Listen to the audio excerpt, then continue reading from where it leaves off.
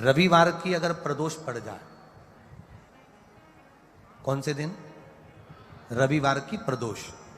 के दिन ये प्रयोग अवश्य कर कर देखिएगा। ज्यादा बार नहीं करना है, केवल एक ही बार करना, बाबा स्वयं कृपा करेगा। अपने मंदिर में अर्थात अपने घर के पास कोई मंदिर हो, शिवालय हो, देवालय हो, जहां शंकर भगवान विराजमान हो, शिवलिंग हो, ऐसी जगह पर अवश्य करें। हमें कहीं दूर जाकर ये प्रयोग नहीं करना है, अपने अपने शिवालय, अपने जो घर के आसपास में शिवालय हो वो। एक बेलपत्र अशोक सुंदरी वाली जगह, अब उसको अशोक सुंदरी की जगह पर भी चढ़ाने का तरीका क्या है? ये शिवलिंग है, ये जलाधारी है,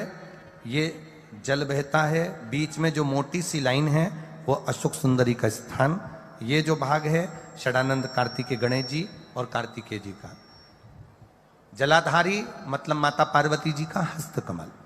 शिवलिंग मतलब भगवान शंकर का स्वरूप। ऊपर से जो बूंद बूंद पानी इस पर गिरता है वो शंकर भगवान की 5 लड़कियां, जया,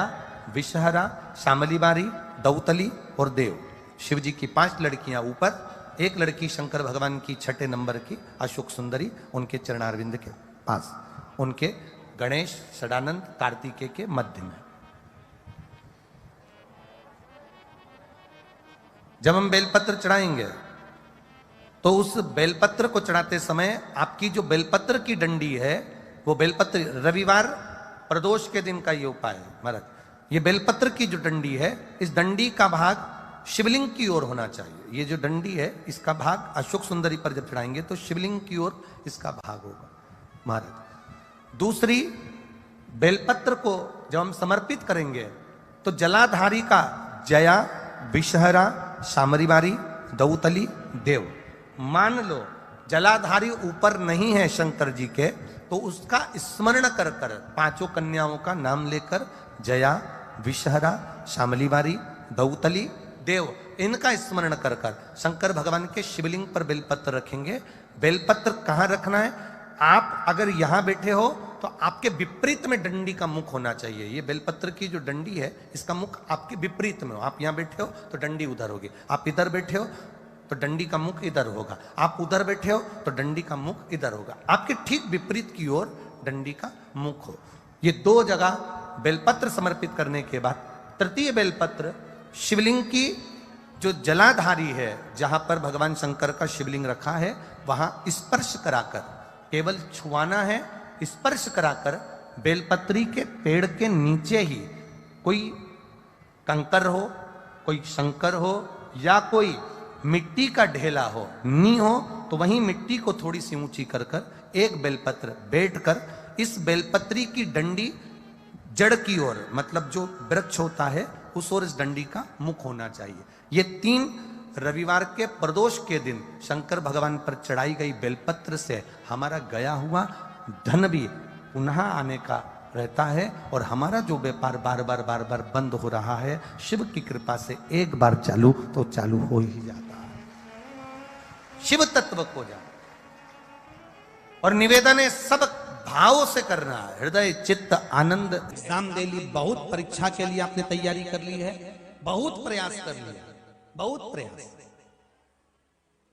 अथक प्रयास आपने कर लिया।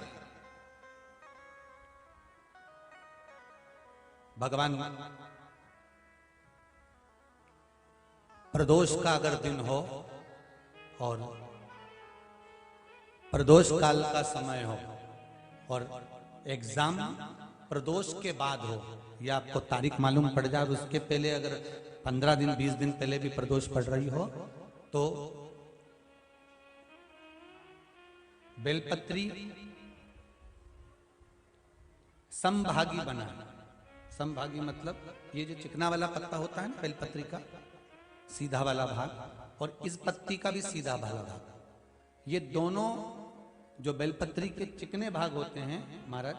ये बेलपत्री का जो चिकना भाग है और ये चिकना भाग है, इन दोनों में लाल चंदन लगाकर बेलपत्री के भाग को जोड़ना महाराज। इस भाग को अपने हस्त कमल में रखकर उल्टा हाथ उस पर रखकर भगवान देव अधिदेव महादेव के 12 ज्योतिर्लिंग का स्मरण करना। श्री शिवाय नमस्तुभ्यम, या पंचाक्षर मंत्र नमः शिवाय, या षडाक्षर मंत्र ओम नमः शिवाय। पंचाक्षर मंत्र हो, षडाक्षर मंत्र हो, श्री शिवाय नमस्तुभ्यम शिव महापुराण का मूल मंत्र हो, स्मरण कर कर उस मंत्र का अपनी कामना कहकर अशोक सुंदरी वाली जगह पर उसको छुआ कर भगवान शंकर पर उसका स्पर्श कराकर उसको लाकर नंदी का एक चरण ऊंचा भाग जहां चरण का हो, नंदी जब शिव जी के सामने होता है तो उसका एक पांव ऊंचा होता है, नंदी का जो पांव ऊंचा हो उस मंदिर में जो भी, चाहे आगे पांव हो पीछे का पांव, जो पांव उस मंदिर में हो ऊंचा, उस चरण के पास अपनी कामना कर कर रख दीजिए और थोड़ा सा मूंग, हरा मूंग थोड़ा सा, श्री गणेश जी महाराज का नाम लेकर किसी भी गौशाला में या नंदी गण जहां हो, आपके मोहल्ले में कोई नंदी हो जो घूमता हो रोड पर, कोई बैल हो, तो उसको वो मूंग खिला दीजिए और उसके बाद थोड़ा सा मूंग हथेली लेकर थोड़ा सा खिलाकर आप अपने एग्जाम पर या कोई व्यापार चालू कर रहे हो या नौकरी करना चाह रहे हो, सर्विस करना, आप उसके लिए चले